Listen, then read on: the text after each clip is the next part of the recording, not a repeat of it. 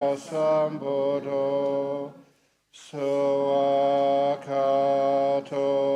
Yena Bhagavata Dhammo Supatipano Yasa Bhagavato Sawaka Sangho Tamayang Bhagavantang Sadhamang Sasangang Ime Hisakare Hiyatarahang Aropitehi Abhipujayama Sadhuno Bante Bhagava Suchira Parinipotopi Pachima Janata Nukampamanasa Ime Sakare Dugata Panakala Bhute Patikan Hatu Amhakang Dik Haratang Hitaya Sukhaya Alahang Sama Sambuddho Bhagava Buddhang Bhagavantang Abhivademi Sawakato Bhagavata Dhammo Dhammang Namasami Supatipano Bhagavato Sawaka Sangho Sanghang Namami Namo Tassa Bhagavato Arahato Sama Sambuddhassa Namo Tassa Bhagavato Arahato Sama Sambuddhassa Namo Tassa Bhagavato Arahato Sama Sambuddhassa Iti piso Bhagava Arahang Sama Sambuddho Vichacharana Sampano Sugato Lokavidu Anuttaro Purisa Dhammasarati Sata Deva Manu Sanang Buddho Bhagava Tamahang Bhagavantang Abhipujayami Tamahang Dhammang Sirasanamami Sawakato Bhagavata Dhammo Sanditiko Akaliko Ehipasiko Opanayiko Pachata Veditapo Vinyuhi Tamahang Dhammang Abhipujayami Tamahang Dhammang Sirasanamami Supatipano Bhagavato Sawaka Sangho Ujjapatipano Bhagavato Sawaka Sangho Yaya Patipano Bhagavato Sawaka Sangho Samichi Patipano Bhagavato Sāvaka Sangho Yaditang Chattari Purisa Yugani Ata Purisa Pugala Esa Bhagavato Sāvaka Sangho Ahuneyo Pahuneyo Dakineyo Anjali Karaniyo Anutarang Punya Ketang Lokasa Tamahang Sangang Abhipujayami Tamahang Sangang Sirasa Namami.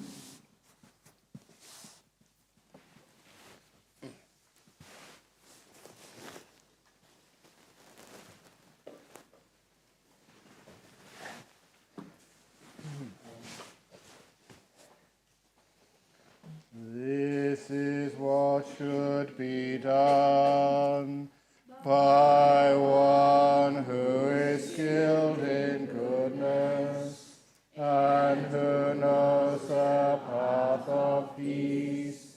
Let them be able and upright, straightforward and gentle in speech, humble and not conceited, contented and easily satisfied, not busy with duties, and frugal in their ways, peaceful and calm, and wise and skillful, not proud and demanding in nature. Let them not do the slightest thing that the wise would later reprove, wishing in gladness and in safety. May all beings be happy, whatever living beings there may be, whether they are weak or strong, omitting none, the great or the mighty, medium, short or small, the seen and the unseen, those living near and far away, those born and to be born. May all beings be happy. Let none deceive another, or despise any being in any state. Let none through anger or ill will wish harm upon another, even as a mother protects with her life her child, her only child, so with a boundless heart should one cherish all living beings, radiating kindness over the entire world, spreading upwards to the skies and downwards to the depths, outwards and unbounded, free from hatred and ill will, whether standing or walking, seated or lying down, freed from drowsiness. One should sustain this recollection. This is said to be the sublime abiding, by not holding to false views, the pure-hearted one, having clarity of vision, being free from all sense desires, is not born into this world. Sadhu, sadhu, sadhu. Be patient, I haven't finished yet. Okay. I'm rushing around. Hey, we have the questions. Oh my goodness, it's really full to the top. Sort of. Okay, here we go. And if we have time, Leha, please remind me that I did promise you to maybe do one of the scariest ghost stories ever. Sorry? Oh yes, okay. Anyway, first of all, dear Ajahn, how is right mindfulness deepened and allowed to be more stable in meditation? It's through stillness. Okay, look, we have an eightfold path, and there is a sequential development of the eightfold path as well. So a lot of times we do a bit of this and a bit of that and a bit of something else, and eventually it just starts to come together. But even something like the right view of you're not in control, there's no self, you don't own things, that everything just rises and disappears, and that life is a lot of suffering. Many things always say, yeah, but the more you get right view in the Dhamma, the more that it strengthens the right intentions. Now, the right intentions is what sometimes people call, they say they usually call it right intention, but I prefer right motivation, where you're coming from, why you do things. Once you have the right view, the right motivation is not to attain things, but to renounce things, to let things go. And let's say that was Ajahn Chah's teaching on meditation. He always said, we meditate to let go, not to get things. To simplify. Even not just simplify our possessions, but simplify just our mental possessions as well. So we learn how to make peace, be kind, be gentle. And that comes a lot from understanding the suffering of life. So we're gentle. We don't add to suffering by saying, sit there and don't move. That just adds to suffering. And anicca, you know that you may get a wonderful meditation today. The next meditation is awful. What do you expect? That's anicca. And also anatta is you're not in control. There's no one on the driver's seat of your bus. So that actually helps make the right intentional motivation, the second factor of the Eightfold Path, very strong. And once you have that, the next three factors of right speech, right action, right livelihood are also really simple. They'll come because you're not trying to get things in life, you're trying to let go of things. So if somebody wants something, you can have it. So you don't cherish possessions. And you've got to know what the possessions are there for, to create peace and happiness in life, not to create more suffering. And so that's, I took go with this right speech. And kindness. The second part of Sammasankappa, the second factor. If you practice kindness, how can you break any precepts? How can you do anything which is wrong action, wrong speech, or wrong livelihood? You're just such a kind person. That's where your precepts become automatic. Look at these nuns, they're such kind nuns. So the precepts are easy to keep. So, from that right intention or right motivation, then your speech, action, and livelihood fall into line, they're easy. And then the next step is the right, people call it effort. I prefer right renunciation or right restraint. And that's make sure that be a bit more refined. So any unwholesome states of mind like greed, you may not actually take people's possessions, but you think, oh, that's just a really nice teddy bear you got there. I wish I could have it. But of course, it's not just teddy bears. It's all sorts of stuff which sometimes we crave. And so, we don't have any unwholesome intentions. If an unwholesome intention comes up, like it does in your meditation, a bad thought comes up, you know what to do with it. A lot of times, it's not just punishing yourself. I had a bad thought. That's, what do I say if you do anything bad? Sort of 50 strokes with a teddy bear. That's no punishment. You don't add anger and pain to the suffering which you already get because you did something which hurt. And so that means that any wholesome qualities which come up, like joy, inspiration, I spent a lot of time on this retreat trying to encourage that. So if beautiful things come up in the mind, don't be afraid of them. Don't think, something's wrong, I'm enjoying myself. That's really weird, isn't it? You come to a place like this and you're having a wonderful, peaceful time, you think, something's wrong here, I'm not suffering enough.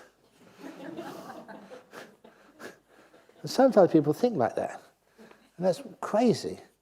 So once you understand just what the motivation is, because you know from the right view, just the right effort, it becomes one of renouncing more obstacles in the mind. And the more you renounce obstacles in the mind, then the more the main obstacles, the hindrances are renounced. And that's what I said, I think this morning or yesterday, that is Vinaya Lokaya Bijadoma Nasang. In each one of the Satipatthanas, the right mindfulness. In other words, having abandoned, they call it grief and covetousness for the world. What it means is having abandoned the 5 hindrances. Or not abandon them, but weaken them. Suppress them. Restrain them. And that makes right mindfulness really strong.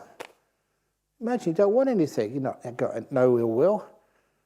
Because your mind is not just lost in wanting or ill will, you don't waste energy.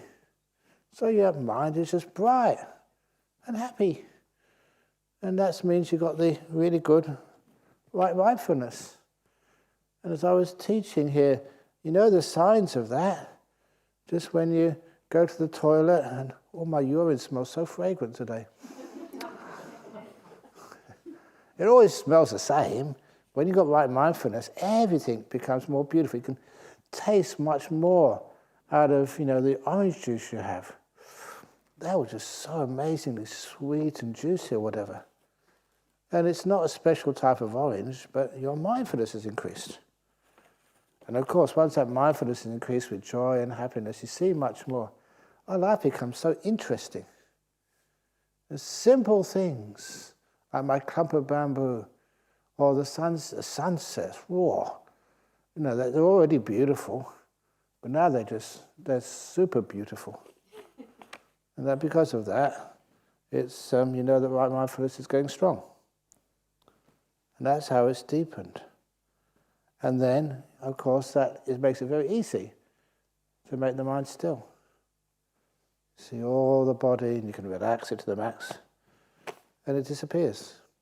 One story I haven't told yet, but it was a key story in my practice. I was a layperson. After doing the 3 years at Cambridge University, I went to 1 year in Durham University. It's a teaching course, but the main reason I went up there, the main reason I went up to Durham University was because that's where my girlfriend was. I admit it. But then I was always into meditation. So the only place which had a meditation retreat was this Zen monastery called Throstle Hole, if anyone knows that. So it was just starting. So I went up there to this Zen retreat. And that was, it was great for me because you get more experience. When people say, no, you're my teacher, please have a few other teachers as well. So you get a rounded education in meditation and also Buddhism. No dodgy teachers, but, just have a roundness in your experience of teachers. Somebody asked me that. I think it was the nuns. I think Ayya Hasapanya many years ago. She said, Ajahn, are you going to be around next week? I said, I'm always around. Anyway, so on this retreat, it's only a weekend retreat, but it was a Zen retreat. And so we'd all be sitting, there's like an old hall, very narrow, and we'd all be sitting sort of, side by side on the two ends of the hall, just facing the wall. And the teacher would come down with the Zen stick. And if any of you were nodding, you get hit on the back. You know what happened to me? I think Saturday morning, the first morning, you don't sleep very much. But you're a bit sort of sleepy, especially a young man. I was only about 21 or something then. I've always had extremely good karma. Some people say just luck, but I think it's good karma. Because the guy I was sitting next to, he was nodding more than I was. So he got hit on the back. Whack! And it worked. I didn't realize just how powerful that Zen stick was. Because I didn't have any sloth and torpor after that. I was terrified. The guy next to me got hit, whack. I thought, I'm not going to be sleepy. That sounds really cruel. But the interesting part of that experience was, it wasn't giving much instruction on meditation. Just keep your eyes open and just stare at the wall. Weird. But I was willing in that age to try anything. And so I was just staring at the wall, eyes open. But remember, I'd already done lots of meditation before, and so I knew how to keep my mind in the moment. That was easy enough, and I knew how to keep it sort of not thinking. So just staring at this whitewashed wall, not having any fantasies or plans, just watching the wall. And then, what happened? The wall didn't become beautiful, which, is with nimittas. The wall actually vanished. My eyes were wide open, and it just wasn't there anymore. Now, many times that's, people get afraid. To me, I thought, this is cool. This Zen meditation is really, really great. Things disappear when I watch them. And, of course, have you ever done that before? You're just watching me and suddenly I vanish?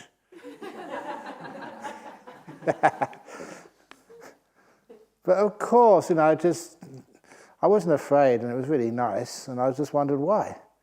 And it was just obvious. Next time you close your eyes, you see the inside of your eyelids for about 2 or 3 seconds.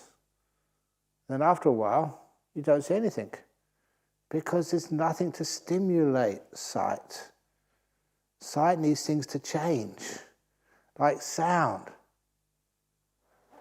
We haven't got the aircon on this evening, but when the aircon's there, after a while you can't hear it because the brain is only wired to notice a change of things.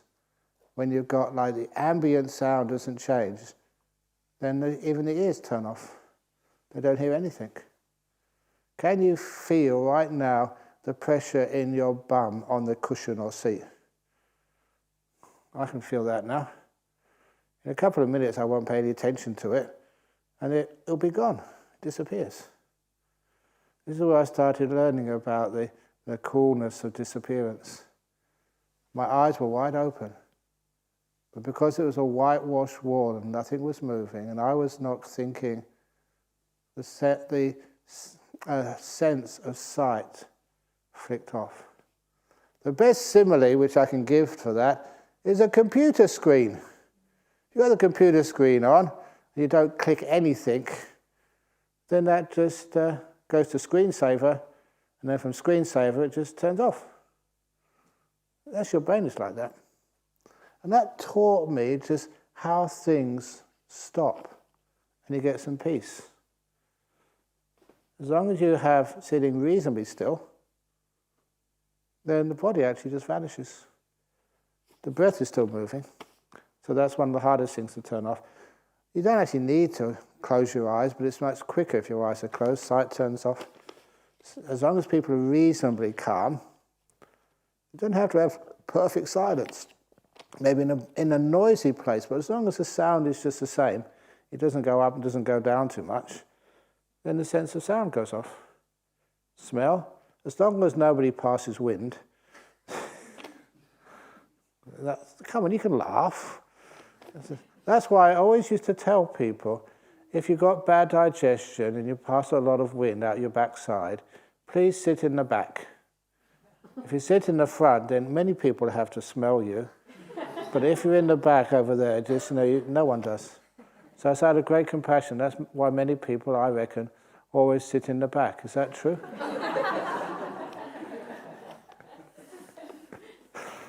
Science.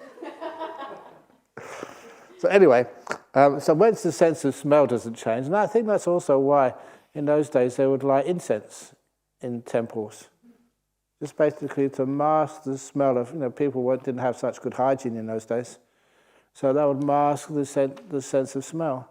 So the sense of the incense would always be common, would be the same. So after a while you wouldn't smell anything. And of course the touch, smell, taste, don't eat anything. Saliva has a taste to it. But it's always there, so after a while you can't taste it, it just disappears. So that's actually how we get stillness. You don't need perfect silence. You need to have stillness. Things don't change. The background noise can be quite loud, but after a while you can't hear it anymore. It turns off. And then you get really strong. All the energy, instead of processing all this information through your five senses, you get all those channels are left to process the information in your sixth sense, your mind. That's where mindfulness gets really strong. It gets really cool and just really good fun. So that's what I mean by the stillness and how right mindfulness gets stronger and stronger and stronger. Okay, dear Ajahn Brahm, thank you so much for the teachings, the ghost story and the jokes. You haven't heard tonight's ghost story yet. You might recant that praise. This is like a retreat meditation with a laughter therapy. There is laughter therapy in India, I read on Google some time ago as a bonus. Laugh is the best cure for your body and mind, and therefore again, spend your time, took some photos with us. We should be happy every day. Put your hand under here.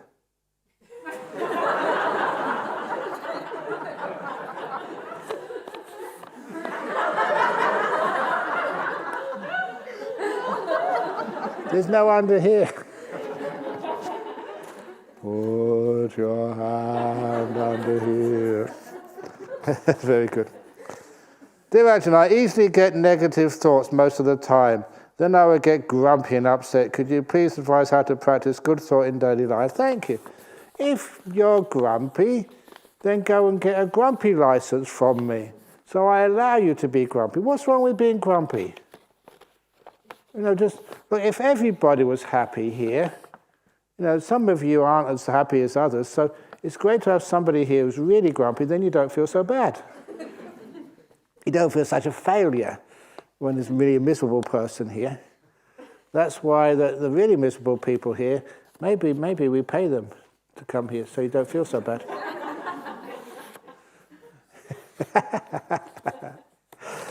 But you get negative thoughts. So what do you do with the negative thoughts? It's the monster in the palace.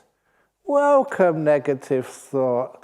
I get really bored with positive thoughts. Don't you get bored with positive thoughts all the time? May all beings be happy and well. Nah.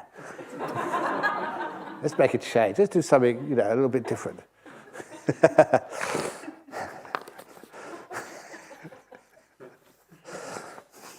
Do I have to be happy every day? Can't we be miserable?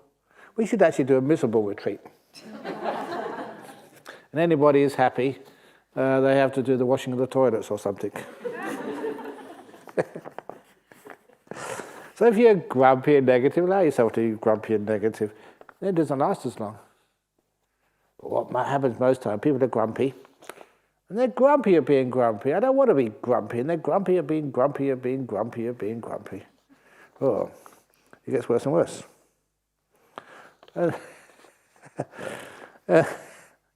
And so because of that, if it's happened, if it's here, please welcome it. Open the door of your heart to whatever comes in your mind, even grumpiness. Thank you, grumpiness, for coming in and visiting me. Oh, I haven't been grumpy for years. It's like nostalgia. Oh, it's wonderful to see. How have you been? It was a nice... You see what I'm doing there? You're not adding negativity to negativity. you're adding positivity to negativity. And positivity and negativity can't stand that. It just melts it all. Anyway, how to practice good thought in daily life. The best thought is no thought. Be still. Because I don't know why it is that we've been trained to think so much. And sometimes I kind of remember, it's only a dim memory, of like being a kid in school. And the teachers said, "What do you think about that?" I said, "Nothing." "And you were punished for that, you stupid young boy." And they put off my enlightenment by so many years by training me like that.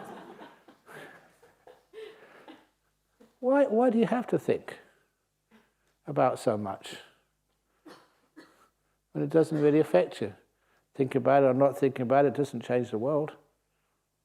But not thinking about it brings you a lot of peace. What was that story, the two hermits? This is a Western author, I think Lascivious Hearn or something.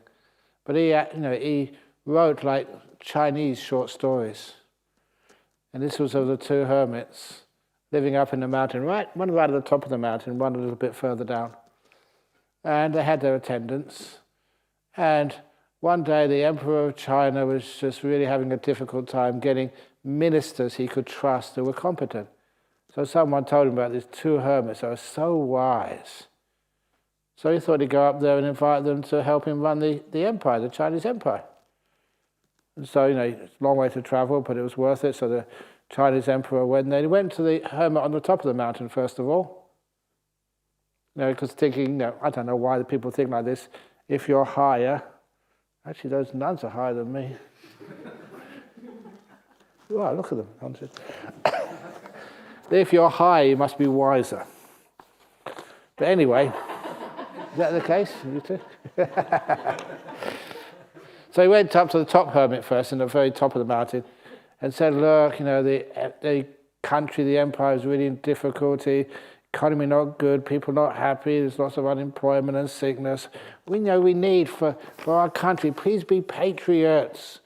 Come and help run the empire. Can't do it on my own. These people I trust, like you two hermits, especially the one at the top, you could do that so easily and you'd help our country and create so much peace and happiness for the great population of Chinese." And of course, because of the emperor, the monk on the top of the mountain listened carefully and respectfully, and afterwards he said, "Excuse me, I just need to wash out my ear." And he went to the little river there and put water in his ear. The emperor was smart enough to know, oh my goodness, he's washing out sort of what I've just said to him, and said thank you, and just this way of refusal. And so he went down to the second hermit, and as he arrived to the second hermit, the top hermit's attendant came down. "I've got an important message for you." Second hermit, "Please don't drink the water, it's polluted." Because that river went all the way down to the second hermit too. And so the king, the emperor thinking, oh my goodness, there's no way these hermits are going to do any political work, because their thing is like dirty and corrupt, and it's not a good thing to think about. Always remember that. It's, as a monk, as a nun, we don't get involved in politics. I know sometimes, the Sri Lankans here, there were some Sri Lankans get involved in politics, become MPs. And that's really disgusting. To me anyway, it's disgusting. What do you want to do that for? It's for our country. It's best. You stay as monks and be good monks. And that inspires people so much more. So anyway, I don't know what I was talking about that for anyway. Our negative thoughts. Negative thoughts. It's like you have to wash out your head if you have a negative thought. So you put water in this ear and just drag it around a bit and it comes out the other ear. Is that possible? It'd be great if it was possible, wouldn't it? But anyway, no need for negative thoughts. Dear Ajahn, your stories and jokes are so powerful. I worked nights as a nurse in a big Perth hospital. To get a cup of coffee, I have to take a lift. Ooh. Ooh, a nurse taking a lift to the hospital at night time. Ooh. I have to take a lift. As the lift approaches, I chant, may you be happy 3 times. Heard your story more than 10 years ago. You have helped develop my metta practice. May you be happy 3 times. Oh, as the lift approaches, that means you didn't see any ghosts. Is that right? I don't know the way you chant, may you be happy 3 times, but anyway, it's great that you chant, may you be happy 3 times so you don't see any of the ghosts in the hospital. Can you kindly explain what was going on when you saw the white towel turn black in Thailand? Okay, that's actually a good question because it will bring me up to some topic which some of you have mentioned in your meditations, in the interview times. So, meditation going really nice in Thailand, getting nice and peaceful, blissing out sometimes. And I was just walking in the monastery, just, obviously very strong mindfulness, not forced, but just natural. And I passed the washing area, and in the washing area, I only had one well there at the time, and that's where, you would wash and, bathe in the afternoon, wash some clothes, and there was obviously a towel on the line drying. But it was jet black. What is black anywhere here? Oh, that's not really black. You've got a cloak over there which is black, yeah, but much blacker than that. A towel, for you use to dry your body after washing. Well, that's weird. Because I'd never ever seen a black towel before, and I don't think you can buy one at any shop. A jet black towel. So I actually stopped and stared at this. This is weird. A towel which is black? It was about for 3 minutes I stared at it, and then it turned white. Clean white, that was its real colour. And my eyes were perfect. It was just my mind had seen a white towel and had actually changed the colour to black. And my perception saw it as jet black. That is one of the reasons why what you see and what you perceive are sometimes 2 different things. It was my mind was playing around. It could do that. And it was just teaching me a lesson that what you see is maybe not what's really there. A simple thing like the colour of things. That was real. Those sorts of things happen a lot. Just like seeing a wall just disappear. Or even better than that, again when I was a lay people doing lots of meditation, that I saw this wall and it was turned like chocolate, melting on a hot day. It just all started to melt. It was a solid wall. And I didn't take any drugs. I wasn't sort of, alcohol or anything. I was a theoretical physicist. So, I was really sort of quite conservative in that sense. But then again, it's just the nature of the senses. They could do things like that. Now, I mention that because sometimes that when you start getting some nice quiet meditation, it can do some weird things, your mind. I think I mentioned to you that sometimes when you're meditating, your body gets very calm, very peaceful, very delightful, and it's like there's ants all over you, just tickling you. It's not unpleasant, but you can feel so many sensations all over your skin. All that is your mindfulness getting strong. So those sensations which are there all the time, they're amplified. Or sometimes, like one of the meditators was saying, sometimes you're meditating and it's like your body starts to expand and get bigger and bigger and bigger. That happened to me many years ago. It's just one of the experiences you have. Your body's getting bigger and bigger, and then somebody made a noise and I came out of meditation. That's where I got stuck like this.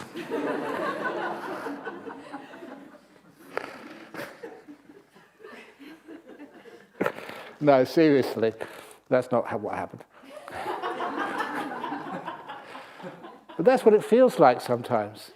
Sometimes it feels like you're just falling into the floor, or you're just flying through the air. That was, for those of you who know the stories of Ajahn, that's what happened to him. When he was meditating, he got very still. It's like his body exploded. And the liver was over here, one kidney over there, another kidney somewhere else.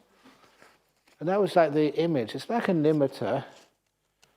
You're feeling your body expand. It's a mental image.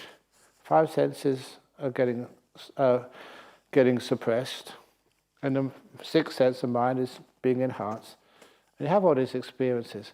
And please don't be afraid, because they're really good fun. Meditation can be really boring. Sitting here, walking, sitting, walking, sitting, and nothing's happening. But something happens like that, it's fun.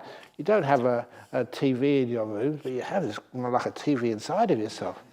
So all this amazing stuff happening. That's really cool. I tell this story. I told this story somewhere recently.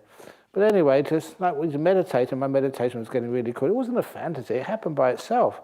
Just like your body expanded, but this time flying through the air. And I wasn't flying through the air, I was just sitting down. But that's what it felt like. And then I met this Hindu yogi who was also flying through the air. We had a psychic battle in the hall, sapping each other and flying through and sapping this and this way, and upside down and roundabout. And it was really good fun. Because it was my limiter, I won, of course.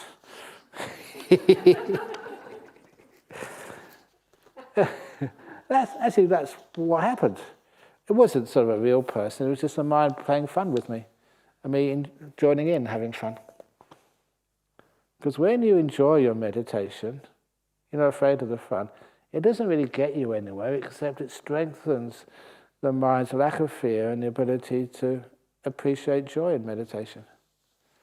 So when these things happen, walls disappear, you sink into the ground, you explode, or you expand, or you have magic fights with demons. It's not real. Don't get afraid. It's the mind is making a little bit of a play, having a bit of fun. It's not like a fantasy because you don't control it. It's not a dream, you're really aware. And then afterwards, usually about 5 or 10 minutes of I call it playtime for the mind. And afterwards it settles down. Then you go deeper into the meditation, get the real fun stuff. So when those things happen, have fun. Dear Ajahn, I have big 2-head Buddha statue in the patio garden. The 2-headed Buddha statue was there when we bought the house. Are we allowed to have big head Buddha statues as Buddhism? If no, what can I do with the big 2-head Buddha statue? Thank you. Okay, you can give one of those big heads to the nuns' monastery and the other big head to the monks' monastery. Can you split it up? I've never seen a 2-headed Buddha statue before. See, like a 4-headed statue, but it's not really a Buddha. 2-headed Buddha statue, I wonder what that is. I don't know, but does it make peace for you? Does it look good? Does it feel good? If it does, then why not keep it? Are you allowed to have big-head Buddha statues? Of course you are. Call it Buddhism. It depends how you make use of it, which makes it Buddhist or not. What is a Buddha statue anyway? This was the story when, I told this story a lot recently, but many of you would have not heard it. When I try and make some friendships outside of Buddhism, and I think that's really important. Don't just have your friends and colleagues who are fellow Buddhists, otherwise you can get quite narrow-minded. So realizing that was a danger, I just made sure I always cultivated friendships with people of other religions. And you know I've done that with quite a few sort of Christians here in Perth, but one of the people I was friends with was this Canon Frank Sheehan. And he was, that was actually through the work with Solaris Cancer Care. And he was also the chaplain of Christchurch Grammar School in Perth, which is one of the top schools. If ever you've been to Christchurch Grammar, it's just this incredible campus overlooking the Swan River. It's gorgeous. But anyway, he said, why don't you come and give a talk at the assembly for our kids one morning? I knew I could tell a few jokes and keep people's attention. So I would also tell them something interesting. So I said, yeah, okay, sure. It's nice to do something for a friend, Frank. So anyway, I went there, had to get there early, and I was told that the chaplain, the headmaster, or the principal, whichever you call him, and me had to wait outside as the kids got settled inside the auditorium. And as we were just preparing to enter, the principal turned to me and said, "This is a Christian school. It's an Anglican school. It's one of the top Christian schools. So we have a statue of Jesus in there." And he said, "When we enter, I'm a devout Christian, and so is Frank Sheehan, the chaplain, of course. So we'll do a little bow to the statue of Jesus. But you're a Buddhist, you don't have to." And that's when I told him, "I demand my right to bow to your statue of Jesus." I went really over the top on it, as usual. And that sort of took him aback. He said, "What do you mean, bowing to our Jesus statue?" And that's what I said. I can see something in that image, in the life of that man, which I can respect and care for, and that's what I'm going to bow to. And I said, that's the same when I bow to a Buddha statue. I don't bow to brass. I don't bow to the artwork of it. I bow to what it means to me. And to me, the Buddha statue means, first of all, virtue, sila, precepts, trustworthiness. Because that's really important to me in my life. If you're going to take precepts, keep them. They're really important. They really make you a good, happy person. Reliable, trustworthy. And how many reliable, trustworthy people are there in this world? And if you know one, oh, you're just so lucky. I know over 60 trustworthy people. Actually, I see over 64 trustworthy people in this room. You. Isn't it wonderful that, we can leave things around and they won't be stolen? People really are not into harming us. That gives a great sense of safety. So virtue is something I can bow down to. I raise it above my head. Virtue is really amazing. That's when I bow, this thing becomes higher than me. That's what bowing means. So I worship virtue as my first vow. My second vow, I virtue peace, samadhi, stillness. Obviously, the peace in your heart when you meditate. For those of you who experience any peace at all, that really is so much worthy of worship. It's gorgeous. It heals sicknesses. It takes away stress in my body. Peace in like a family or in a marriage. Oh, that's so wonderful. You're at ease with one another. And just peace in our Buddhist society. Oh, isn't that wonderful? Peace in this room. Peace in your whole heart. Peace in the world. Wherever you find peace, don't disturb it. Peace is holy. So I bow to peace. And the last one. Sometimes I get a little bit torn between the two things, wisdom and compassion. But I get inspired by kindness, even more than wisdom, to be honest with you. So the last bow is for kindness. Sometimes like kindfulness. So, because every time you see a really kind act, someone goes out of their way to help you. Someone forgives you when you're really surprised that they do. And when you have an act of kindness, it actually turns the lights up in the world. It makes life so beautiful. So I worship kindness. Metta, if you like, compassion. Those are my three vows. To virtue, peace, and compassion. Sila, samadhi, and metta, or panya if you wish. And that becomes my three vows. And it reminds me of the importance of those things. So many, many times a day, Ajahn Brahm, remember virtue is important. Remember this peace, compassion, that's really, really, really, really important. And that's why those things can grow with you.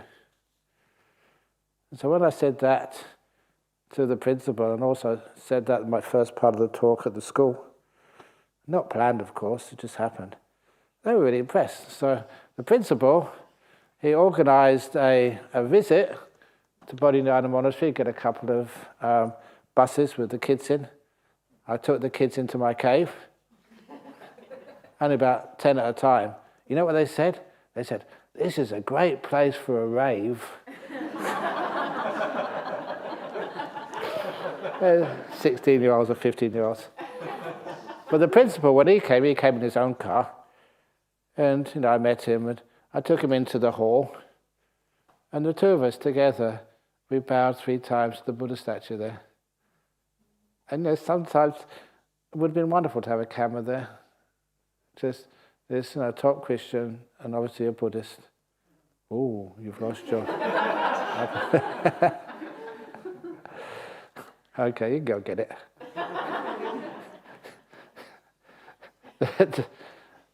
This really prominent Christian and a Buddhist bowing 3 times to a Buddha statue. But he wasn't bound to a Buddha statue, he was bound to virtue, peace and compassion. To me that was just beautiful. How we can tear down those bridges between people and know what we're actually doing when we're bowing. Anyway, would you please, dear nuns, would you please share how the constructions of your new kutis went? Any challenges and fun facts? What is the approximate cost and time involved? What plans for expansion? You want to say anything about that? Venerable Kurunika, you were the main builder of stuff. Not those ones, but you know about building. What's next in line at Dhammasara Nuns Monastery for building? Is it going to be a movie theatre or jacuzzi? Or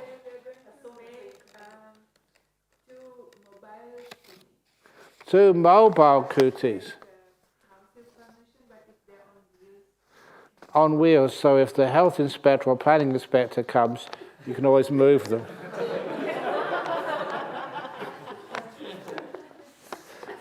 One of the reasons is because there's already some of you have already said, I'd love to become a nun. How can I do it? And the problem is, it's just every time you build something, it's full. And so that's a way to overcome that problem. Mobile kutis.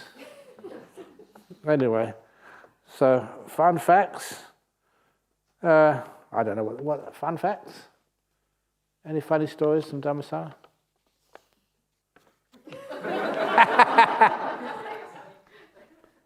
No, the most funny one was that just after the fire, and just one. It's almost like one burnt leaf was there on your walking path, just as a bit of a joke, and just to say, look, we're looking after you, but there was a fire. We didn't make it up.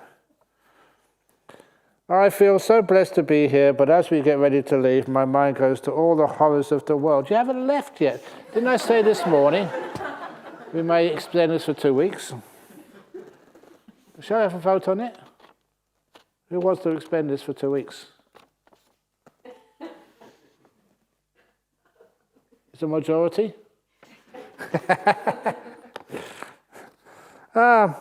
But I said that if you really like the place, and you can, just carry on for a few days for a self-retreat. Why not? Anyway, as we get ready to leave, my mind goes to all the horrors of the world and those who are suffering. I open my heart to them, but how does one truly make a difference? You make a difference by acting differently. In other words, everybody else may get sort of really angry and upset, but you are peaceful. Even like at funeral services, I really try hard, even though it may be some tragedy, try to be peaceful. I love having kids, like 6 or 7-year-olds at funeral services. And when they just act like normal 6-year-olds playing around and laughing, and the parents say, "Oh, be quiet," I say, "No, you, be a kid." So that you can see like life as well as death going together. And it becomes much more beautiful that way. Or like when things go wrong at funerals, that's the best. This was years ago. I've been doing funerals for such a long time. And one of the funerals I did, I told a joke. The first time I told a joke at a funeral service. And when I told the joke, I mean, it's sad losing a loved one. But when I told this joke, they had the two or three funeral directors in the back. I forget whether it was Fremantle or Calcutta or somewhere. But they're standing in the back, and they figured out I was telling a joke. And they always wear black, which is pretty miserable. And then they said,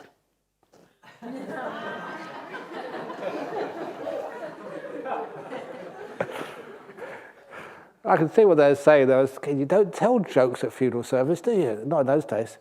Oh. But that just encouraged me, my character. Do you want to know the joke? Oh, here it is. These couple, they've been married for years and years. And when one died, the other died in a week after the first one. Just they missed their partner, so they died too. So because they died almost together, they had the funeral together, and they appeared in heaven together after their funeral. And when they appeared in heaven together, this angel met them and showed them this huge mansion on the cliffs overlooking the sea. Huge mansion. And you know what they say in real estate? It's not position, position, position. Is that the right note or something? Location, location, location, whatever. And shows you I don't know much about this stuff. But anyway, location, location, location. So the guy took one look at that and said, look, this place is worth a fortune. Someone of my income can't afford this. Let's get something smaller. And the angel said, sir, you don't have to pay rates or council tax up in heaven. We don't allow councils in heaven. It's all for free. And it's yours for eternity. He said, wow. And they took him inside. And in this mansion, there's so many rooms. And all the rooms were incredibly well furnished. They had chandeliers. It wasn't like Waterford crystal on the chandeliers. It was diamonds, real ones, big ones. It went to see this TV set, this plasma screen TV. And it's not like the ones they see in the shops. This was about 10 times the size, maybe about as big as that wall, the wall in front of us here. Because the guy always liked watching Premier League soccer. And he liked Manchester United. And said, on this TV, your football team always wins. It's heaven. At the last minute, make it exciting. And they took him to the toilets. And even the toilets, it was solid gold toilet pan. And in the thing you pressed at the top, that was a diamond too. And when you pressed it wasn't water came out, it was Chanel No. 5 came out.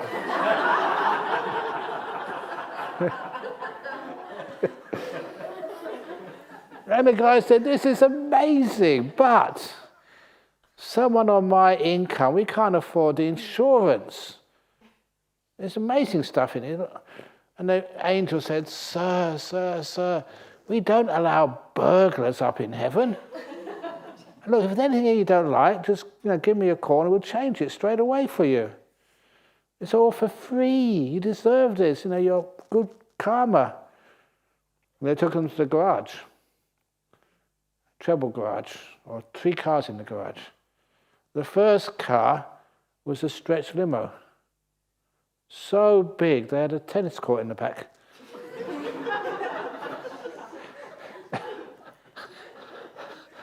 The second car was one of these, all-terrain vehicles. And the angel said, it can go anywhere. There's 4-wheel, 6-wheel, or 20-wheel drive. It's so powerful, he said, it doesn't just go across streams, it can go up waterfalls. And the third car was a limited edition red Lamborghini with a sunroof. A really fast car. And he said, we know that we saw you before you died, always flipping through these sports cars in the magazines. You always wanted one. And this is a limited edition red Lamborghini sports car. And he looked at the angel and said, "Sir, what's the point of having a fast car when there's so many police cameras around?" He said, "Sir, this is heaven. This is not Perth. We don't have any police up here, no speed cameras. We don't need speed cameras because you have an accident. You're already dead. What's the matter?" And then they opened the garage doors. And on the opposite side of the road was this immaculate golf course. He said, "We know how much you love playing golf in the last years of your life. So we thought, because of your good karma, to actually have a golf course built on the opposite side of the road for you." And when I actually said this, it was just after Tiger Woods had his first big accident. And I said, this golf course was actually designed by Tiger Woods. He had an out-of-the-body experience when he died. Oh, we got him to come up here to design this golf course for you. And this is a heavenly golf course, so there's no bunkers, no water traps. As long as you get the ball on the green, whichever way you putt it once you're on the green, it'll always go in the hole. Otherwise, it's not heaven, is it? So, and he said, "Look at that golf club. You have to know people or be really rich to be able to join that golf club." And the angel said, "Sir, you're already a member.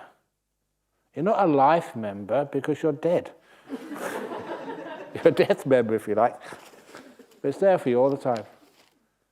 And at that, the angel left them. And as soon as the angel left, this man got very upset, very angry at his wife. He started shouting at her and cursing her, calling her a stupid wife, and that was really out of character. And the wife said, "Why are you angry at me? You got this beautiful mansion, you got a big TV set, you can watch Manchester United, they always win, and you got your fast car, you can crash it as many times as you like, you're already dead, it doesn't matter, and you got your golf course on the opposite side of the road where the balls always go in once you're on the green. Why are you angry at me?" Because, wife, if it wasn't for all that health food you gave me in the last couple of years, I could have been up here years ago.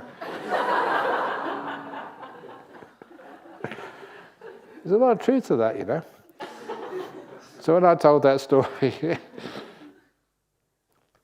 everyone cracked up and laughed. I think I knew the person who died like golf. And they laughed. And the funeral directors at the back, that's a close call. So isn't that a wonderful thing to add a bit of humour to when a person passes away? Because that's part of life. I think there's no one who doesn't tell jokes from time to time or doesn't laugh at jokes. That's part of our life. So why don't we do that when somebody dies? Ajahn Brahm, may we know why we are allowed to eat cheese, sweets, milk, even though they're not supposed to eat after lunch. So don't eat cheese, just suck it.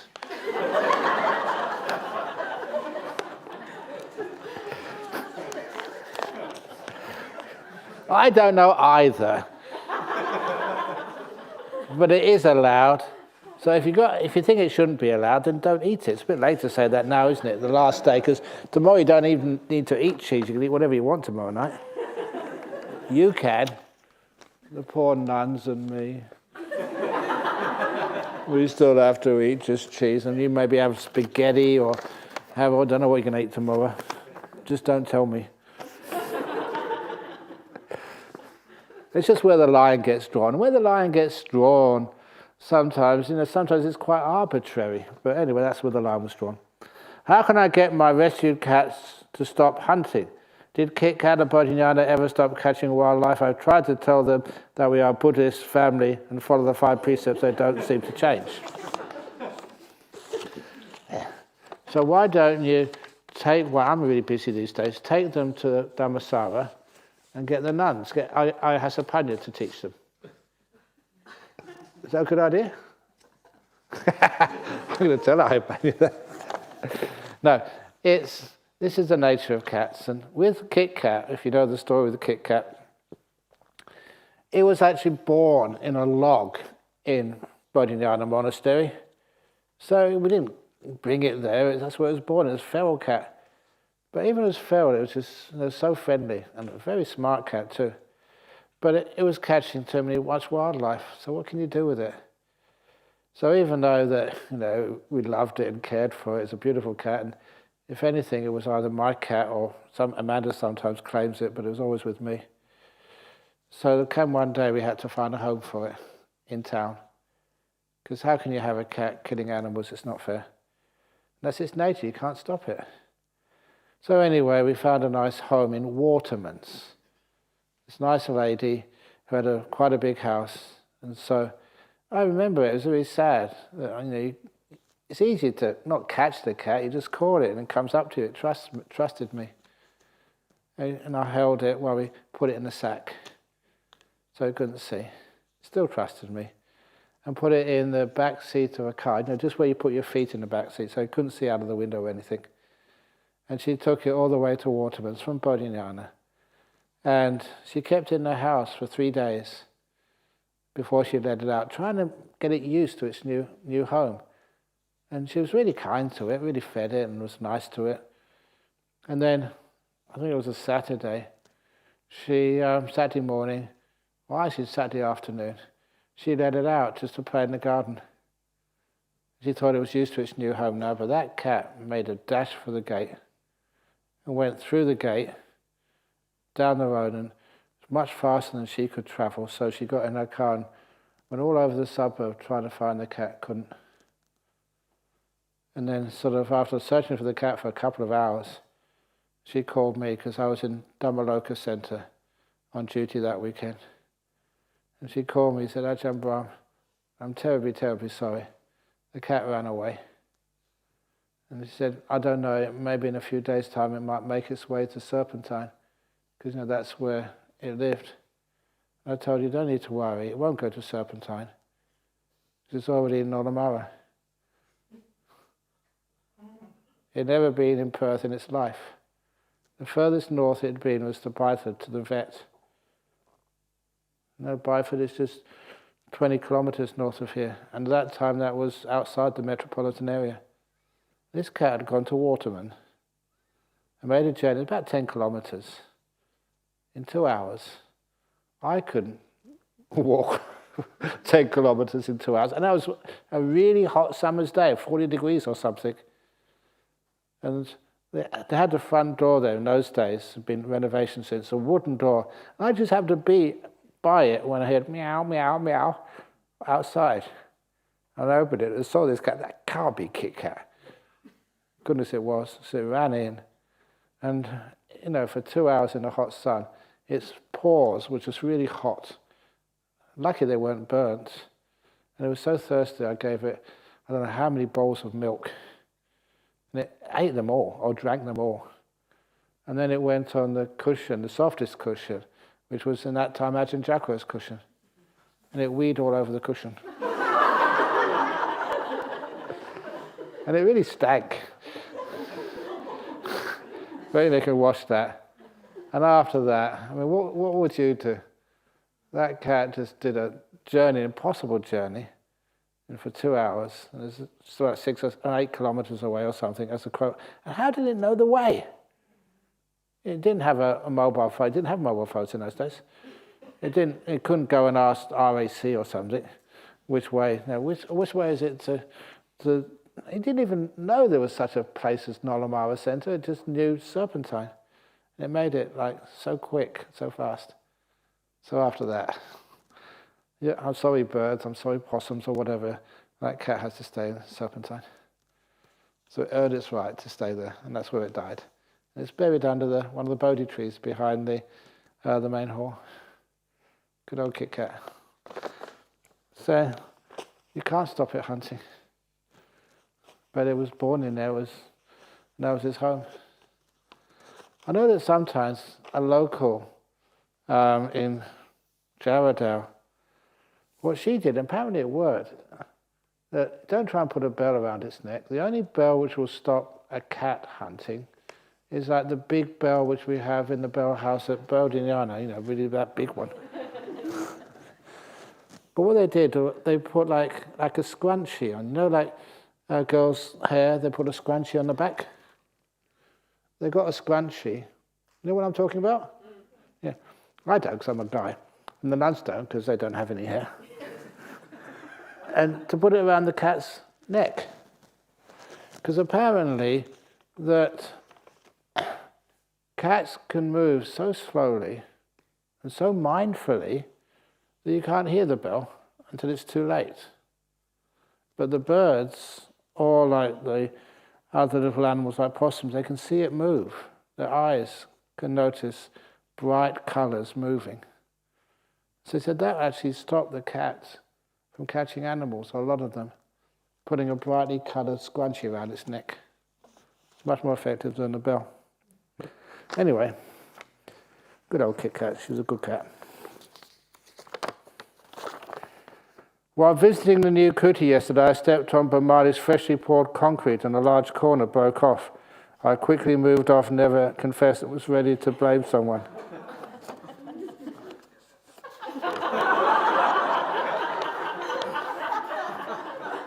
Ooh.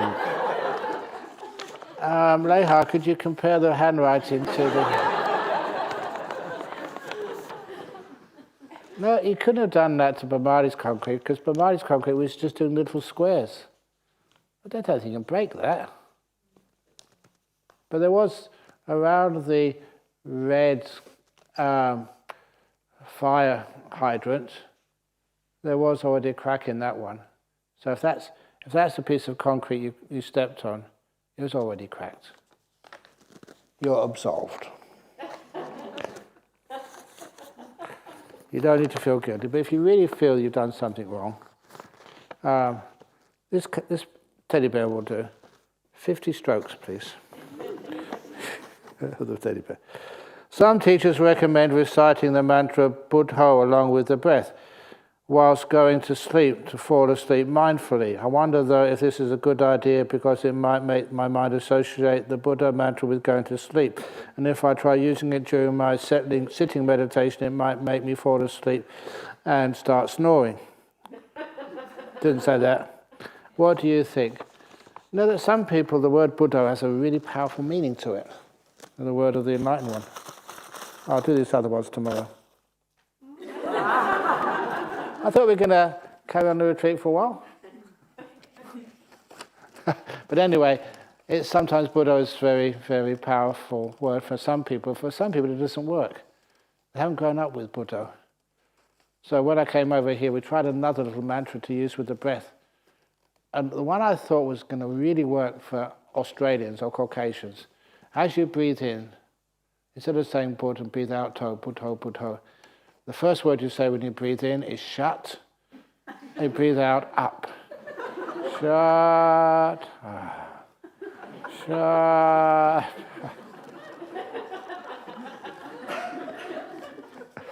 It didn't work. So these days, if you want to do something along with the breath, I do things like breathing in, peace, breathing out, let go. And as you breathe in peace or health or energy, whatever you're missing, you want to bring into your body.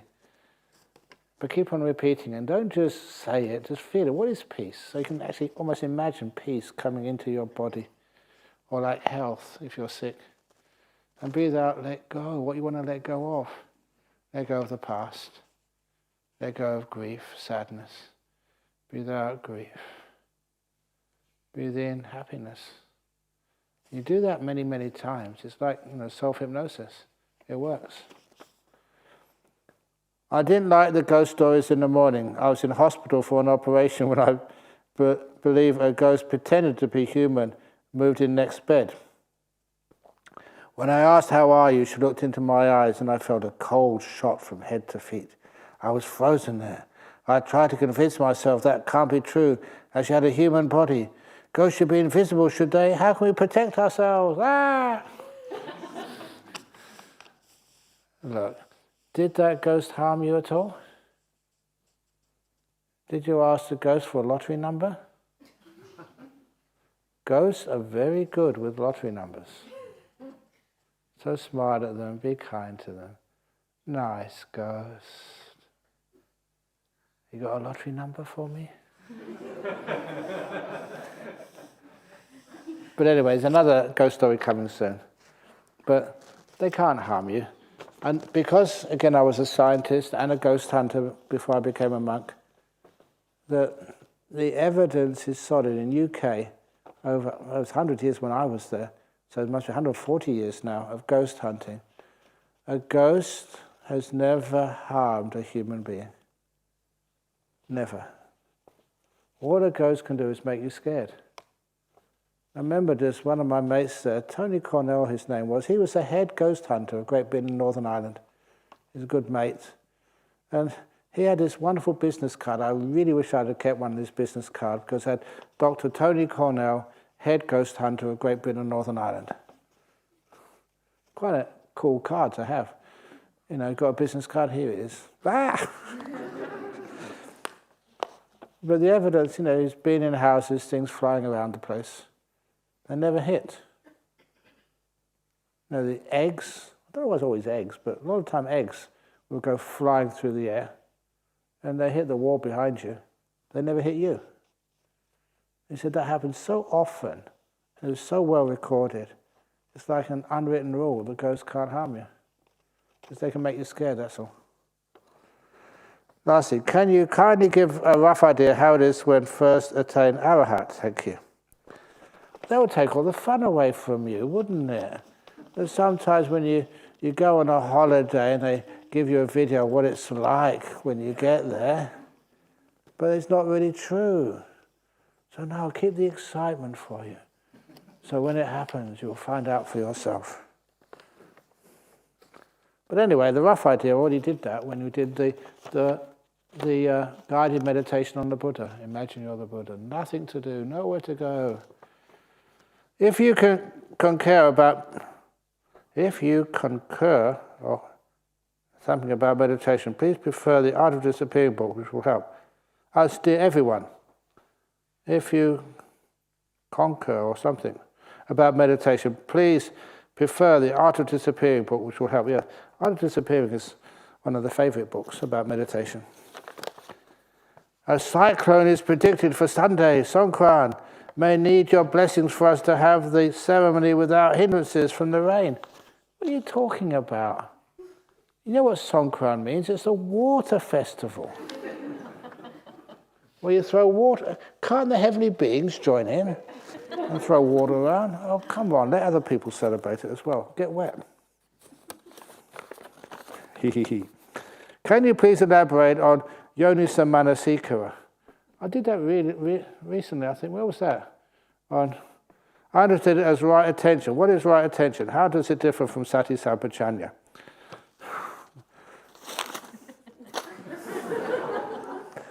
Yonisa Manasikara, oh, that's right, I did it on a Wednesday night talk for the monks. I think, were you there when we did Yonisa Manasikara? Yeah, I think you suggested it, didn't you? So don't ask me, just ask Vinakunika. It is work of the mind which goes to the source of things, the cause of things. Why did this happen? Why were you born? What is this consciousness? What is this mind? What is this doer? So instead of actually just thinking about fantasies or thinking about the rain on Songkran Day, the water festival, instead of wasting your thoughts on things like that, how about using your thoughts, actually not thoughts, but directing your mind into the source of things? Where do you come from? Why do you do things? What's the cause of that? Why are you conscious? And that's actually seeing the cause and effect. It's very much like a scientific way. Please kindly comment on teenagers 17 plus right privacy, whether it's parents' responsibility to check on them, to avoid worse scenarios and drugs, alcohol, etc. Thank you. Those legal things I don't know about because I've been a monk for such a long time. Have teenagers got a right to privacy? How far does it go? Obviously, there's duty of care is also the job of the parents. So it's like a balance. Same with me. Have you got a right to privacy? Does that mean I can't read your mind?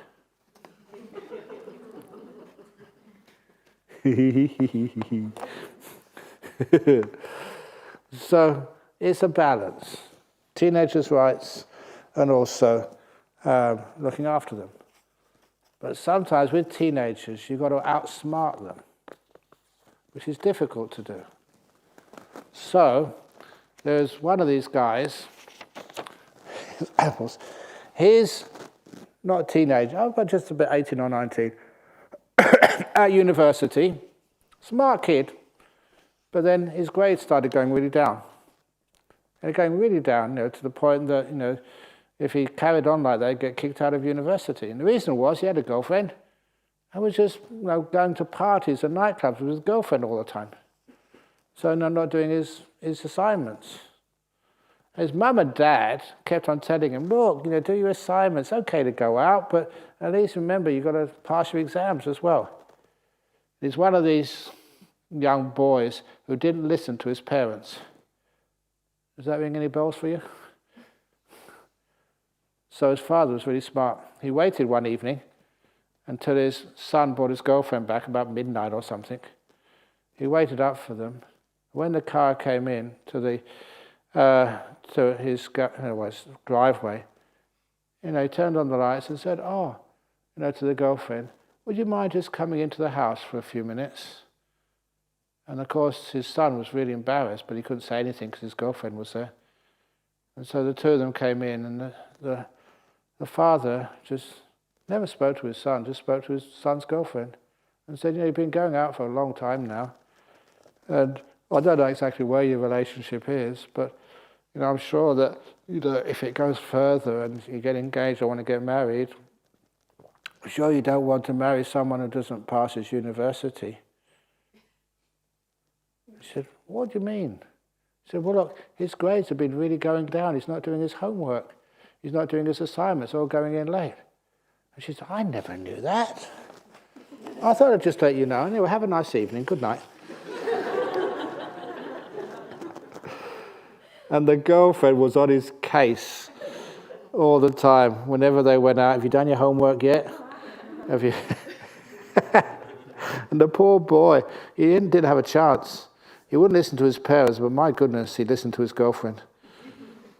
And his grades started going up, and eventually he graduated, thanks to his girlfriend. So if you have a son who doesn't listen to you, which is quite common, and if he's got a girlfriend, forget about your son, work on the girlfriend. That's his weakness. And then you have full power over him. Does liberation from the ego happen automatically once entering into the deepest stillness? Or is there a possibility it survives even that? If so, what to do, what not to do? Of course it sometimes does survive. I'd give a simile like stream entry or getting some really deep insights. It's like a big explosion in your mind. And then afterwards there's dust everywhere. Sometimes it takes a while for the dust to settle and to see what has been destroyed and what still remains. This is a simile. So sometimes you think you have these great experiences and you think you're enlightened, and then your abbot mixes up rotten fish curry with pork curry, which is delicious, after taking the best part for himself, and you get angry and upset. And you really think that all these things like greed and anger have been destroyed and they come back up again. So that's one of the reasons why sometimes you have to wait for a while and see just what has been destroyed and what still remains. Dear Ajahn, who made up all the Mahayana sutras and bodhisattvas that don't seem to exist in the Theravada tradition? I was told that early Chinese monks pilgrims imported them from India. Did scholars in India reinvent the Buddha's teachings, Pali Canon? P.S. Thank you for a wonderful retreat. Big sadhu to Leha, Christine, and all the beautiful volunteers. It probably was made up. It's quite clear it was made up, not the Buddha's teachings. The reason we say that is because you do linguistic analysis. Just like people find out, this was actually started with people finding out, what was said by even Jesus. The four, was it epistles? No, not epistles, apostles, or some epistles. Yeah, the four main, Matthew, Mark, Luke and John or something. Gospels, okay, thank you. It shows you how much Christianity I did. But anyway, were they supposed to be taught by the Buddha's disciples? And of course they did linguistic analysis. You know, the words which we use, the way they're put together, and you can date a text pretty well, you know, by the grammar of it and the words used, the ideas used. Just the same, if you read Harry Potter and Shakespeare and Chaucer, you soon understand that Harry Potter was much more recent than Shakespeare. The language is different, the ideas are different. And please excuse me, but one of those words like, this man, he was very gay. Years ago, that meant they were just happy. Now we use that word for that they're homosexual, have gender preference. But originally it meant something completely different. So you can see how words were used, and you can date the text that way. And so that's what people did with things like some of the Mahayana sutras and also the Abhidhamma, to prove conclusively that wasn't spoken by the Buddha. It was a way of figuring out the truth, which was developed by the Christian theologians and professors, which we apply now to even the Buddhist texts, and can actually pretty much age them. If anybody wants to have a look at a good book, it was like Indian Buddhism by A.K. Warder. And he did a wonderful job there. It was actually showing how Buddhism developed and the history of it. And his whole reason he wrote that book was, what did the Buddha teach and what did he not teach? And how can we have a good idea?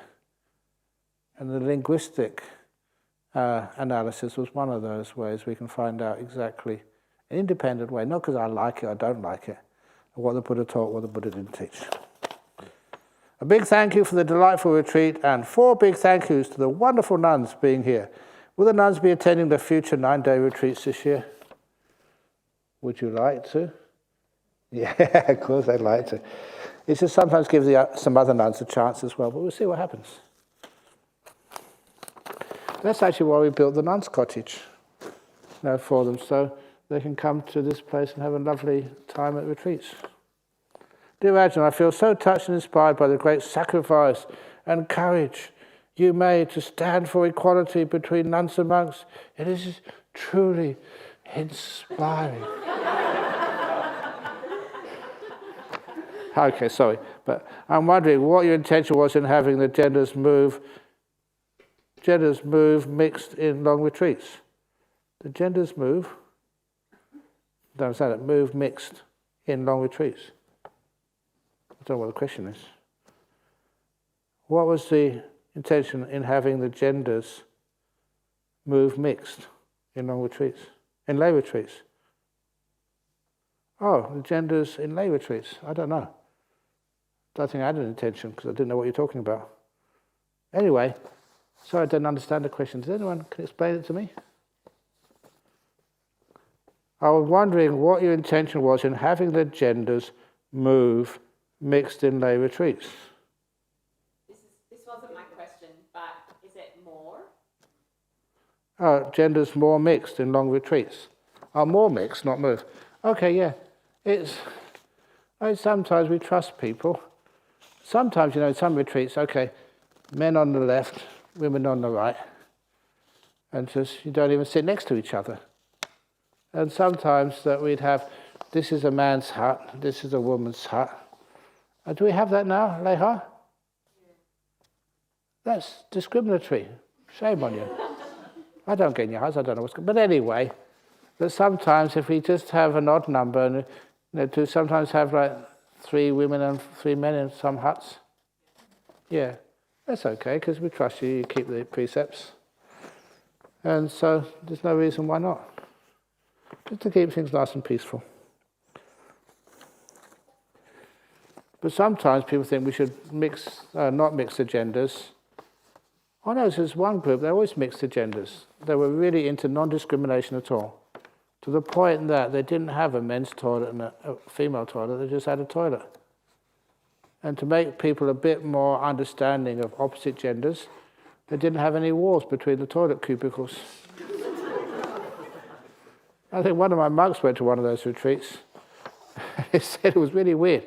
You sit down to do your business, and there's a man, and there's a woman sitting right next to you doing her business on the toilet seat. That's the next step you've got to face in non-discrimination. Okay, well, I better not go any further there. Do you have any suggestions on how to overcome chronic fatigue? Thank you. Don't fight it. Because chronic fatigue, it's already sucking up so much of your energy. Just be with it, learn from it, be a friend to chronic fatigue. If you're a friend to it, don't fight it. There's a good chance it will just fade away, little by little, but you have to be incredibly patient. Have other things like some fun, some joy. You know that telling jokes or telling funny stories, that does give you a boost of energy. But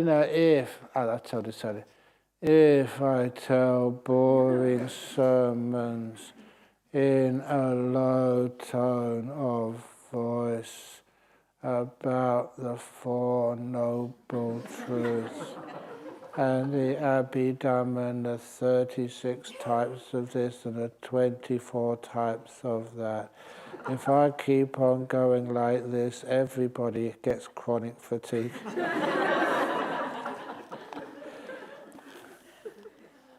So sometimes you put some energy into your life. And that's why, I started doing sadhu, sadhu, sadhu. And why you do laughing and why you just crack a few jokes, because that gives you some energy. And that's important in life. Ooh, please tell another ghost. Oh, it's coming. Dear Ajahn Brahm, with reference to the question that addressed something and not helping, I personally feel the person who wrote this question needs to look into his own attitude about being controlling, telling others what to do that make others to avoid working with him. Oh, laziness and not helping. You have full permission from me in this retreat to be lazy. If you want to be lazy, please get a little certificate. And you can show it to people. People who say you're not helping, just show, I got permission from Ajahn Brahm to be lazy. Yeah, so, and no need to, again, criticize others, because people are doing some stuff and don't know why they're doing it, but there's usually a reason for it. So, it's, what Ajahn Chah taught me, he said, look at other people, look at other people 10% of the time? Look at yourself 90% of the time. Because you don't know why people do what they do. So just give them the benefit of the doubt and be kind to them.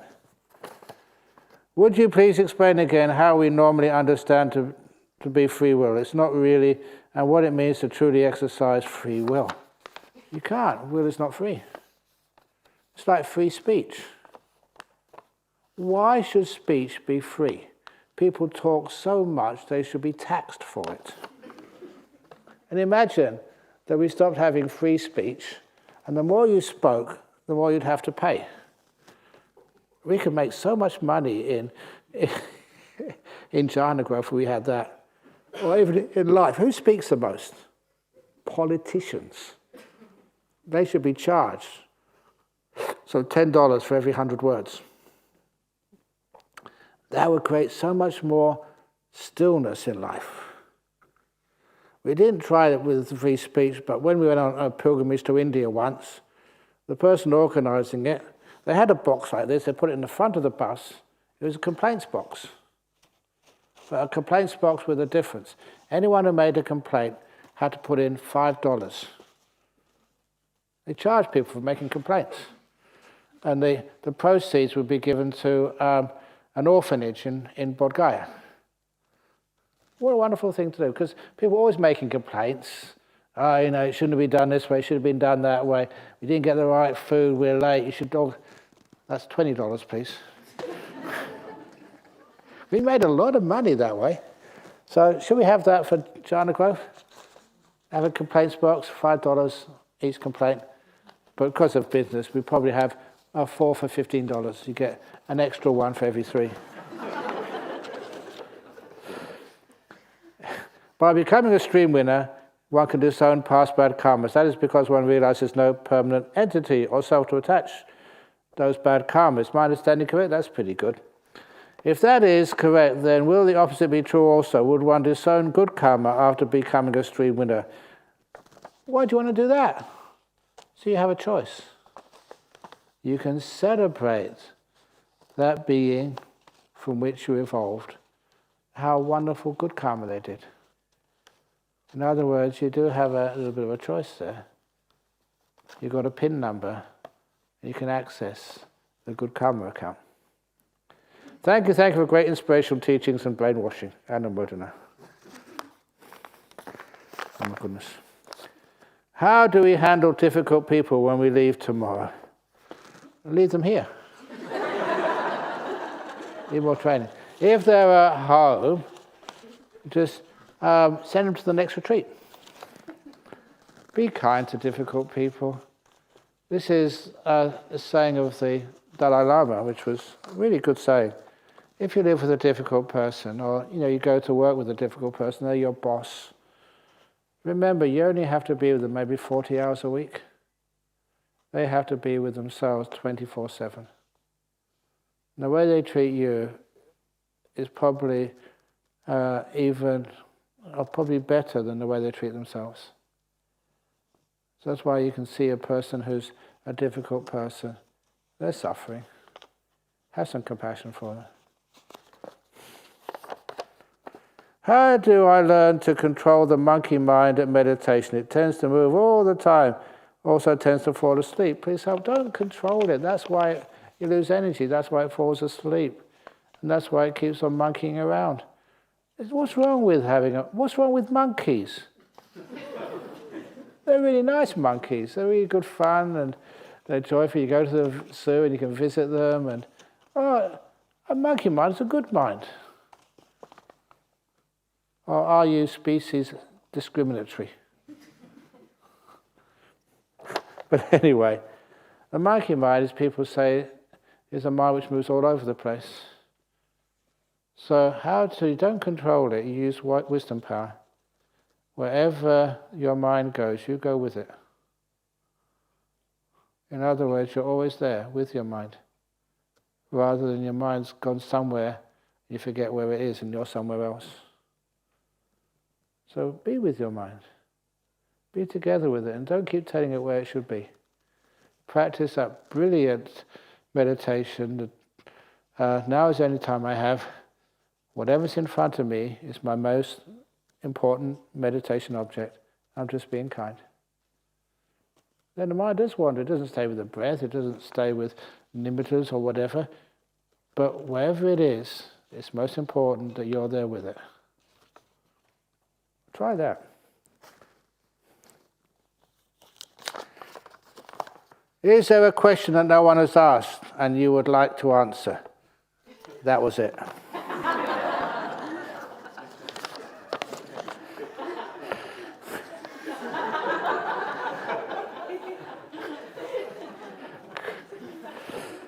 It's wonderful that you have walked the path and are sharing your insights and teachings to help us do the same. But, I don't like that word, but does it ever frustrate or confuse you that lay people continue to live in delusion and samsara, even after being shown the way? Not really, because if you did become enlightened, then of course there'd be no one to come to the next retreat. So we'd lose our customers. So we try not to make you too enlightened too quickly. So you get people to come next time. You want to keep the customers. Now you always see the nice side of it. Dear Ajahn Brahm, as a lay Buddhist returning to the world outside of Jhana growth, what is the main take-home message you encourage me to hold in mind for living a happy life? Many thanks for your wisdom. I think you probably know that one. It's what I told to the Koreans. Relax to the max. People are way too tense. What was it? That's another sort of story about this guy who went to see his clinical psychiatrist. So, what's wrong, sir? And he said, look, there are times in my day where I think I'm a marquee. And other times in the day, I think I'm a teepee, the indigenous Indians in North America, where they live. And the psychiatrist said, that's really weird. I've got it. I know your problem. Sometimes you think you're a marquee, sometimes you think you're a teepee. Sir, you are too tense.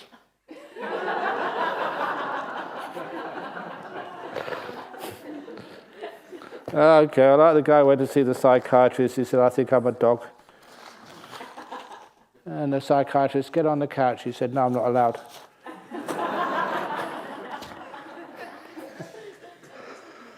So, the ghost story. Lights, please. That was the last story. The ghost story. So, I have a little bit of light, so that's a bit too much. Okay. So anyway, this guy, a guy, he went to the temple one evening, listened to a talk. It went on for a while, a bit later than usual. So he had two ways to get home. He could either just go the long way round or take the shortcut through the cemetery.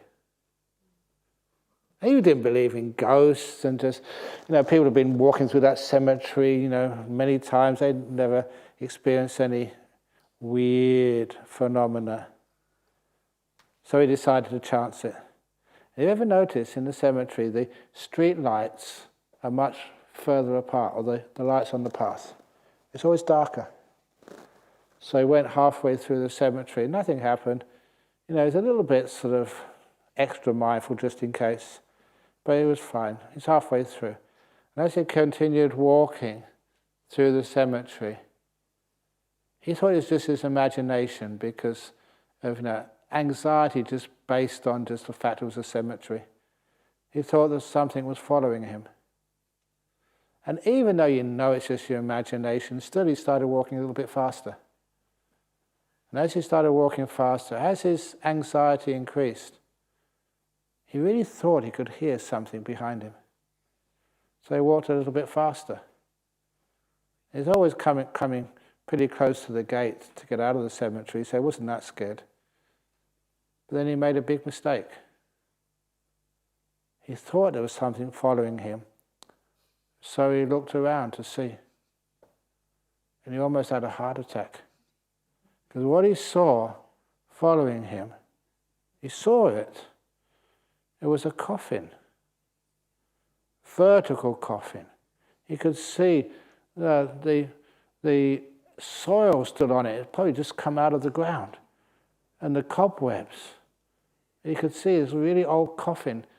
And as it was coming after him, it was going bump, bump, bump, like hopping after him. And of course, you'd freak out. This wasn't imagination, you could see it. So he started running. He soon got to the gates of the cemetery, and he could hear the coffin running after him, bump, bump, bump, bump. And he thought the coffin wouldn't leave the cemetery, so he slowed down a little bit as he went outside the gate, and he looked around again, bump, bump, bump. The coffin was coming down the street after him. This old wooden coffin, still much of the soil was on it and just was coming off along the street. And he ran for all he was worth. He really ran hard, faster than Usain Bolt or whoever else runs fast these days. That's the only one I know. Don't know who's winning the championships these days. But anyway, the coffin was bump, bump, bump, bump, bump, was catching up on him. This was like touch and go. He got to this garden gate. Luckily, he was really close. He didn't open the garden gate. He jumped over it. And as he jumped over it, bump, bump, bump, bump, bump. And the coffin stopped to the gate. The coffin couldn't jump high. He thought he was safe. But then he looked around again, And this coffin was at the gate, just outside the garden gate. Bump! Bump! As the coffin started to bump against the garden gate and the wood was splintering, it was only a matter of a few moments and the coffin would get through the gate, would smash it to bits. And he reached in his pocket for his house keys. He dropped them on the ground. Bump! And the coffin broke the gate down. And he was in front of his own door, but it was locked.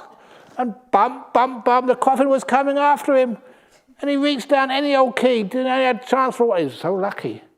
The key picked up fat in the keyhole. It was the right key. He opened the door, jumped inside, and slammed the door shut just as the coffin came to the door. He was safe inside his house. Bump! As the coffin started to attack the door. Bump! It was amazing, the force of supernatural things. Bump! Even the front door with all the locks on started to give way. Where could he go now? The only other room which had a lock on it was on the top of the stairs, in the toilet, the washroom. And he got to the top of the stairs, he turned around and with his shoes, bump! The coffin broke down the front door. He was at the top of the stairs, the coffin was at the bottom of the stairs, and the coffin looked to the left, looked to the right. And then the coffin looked up, saw him at the top of the stairs. Bump, bump, bump. As the coffin, vertical coffin, started to climb the stairs. In terror, he ran into the bathroom and locked the door. Stupid idea, because if that coffin could break down the front door of a house, the door on your washroom, your bathroom, that won't take long to break down. And it was true. The coffin knew where he was. Bump! Bump! Bump! And the washroom door started to give way. The hinges came off the wooden door frame. And he was there in the back wall of the bathroom. I don't know why you do this. He had his hands out like that, trying to protect himself. And as the coffin broke through and saw him, it was only a couple of feet between him and the coffin. He knew this was do or die. He just got anything from the shelf. There's a bottle of medicine, and he threw it at the coffin. And the coffin stopped, never moved again. We found out afterwards what he threw at the coffin was cough medicine. It stops the coughing.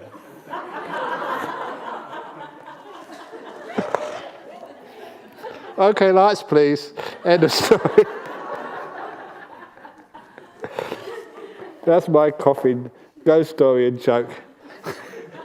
It's true, when you buy cough medicine, ask the pharmacy, it stops the coughing. So always take some if you go through a cemetery.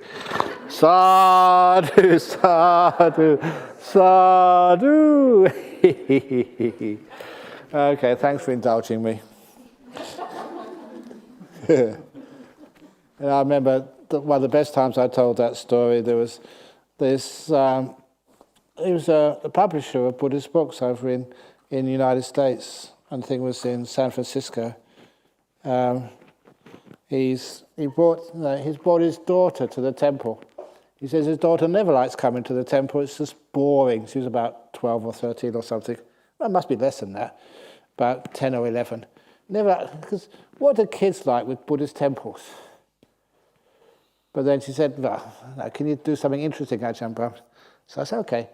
And I told this story. And this little girl was on his daddy's lap, and she was looking intensely, getting more and more scared, and more anxious. She didn't know what the story was, and didn't know, it'd always have a sort of happy ending, except for the coffin.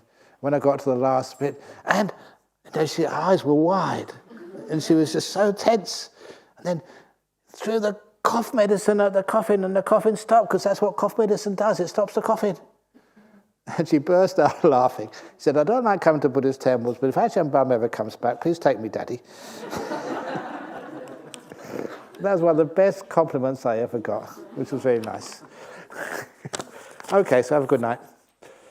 If you see any coffins coming up to bump, bump, bump, please get the cough medicine out. Sorry.